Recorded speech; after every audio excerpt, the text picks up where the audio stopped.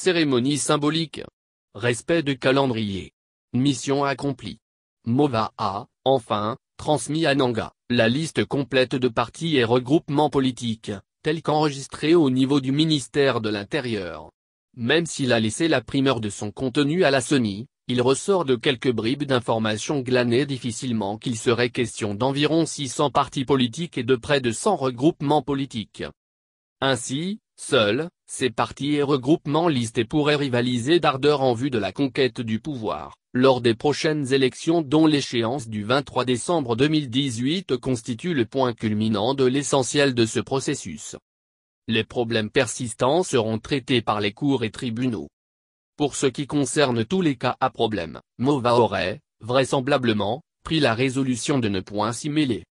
Comme quoi, les cours et tribunaux devront, à leur tour, faire leur travail, en départageant tous les animateurs des franges de partis litigieux. Autrement dit, l'UP et le MSR, avec leurs multiples facettes, seraient appelés à s'en remettre à la justice, loin de se gargariser autour de quelques prescrits de l'accord de la Saint-Sylvestre. Officiellement, Henri Mova a transmis au président de la Commission électorale nationale indépendante, Corneille Nangaa Yobuluo, en présence du vice-ministre de l'Intérieur, du secrétaire général chargé des partis politiques ainsi que des membres de l'Assemblée plénière de la CENI, la liste actualisée des partis et regroupements politiques légalement reconnus en République démocratique du Congo. 600 partis et regroupements politiques. Cette liste reprend les noms de plus de 600 partis politiques et regroupements politiques devant, logiquement, participer à la conquête et à l'exercice démocratique du pouvoir aux prochaines élections.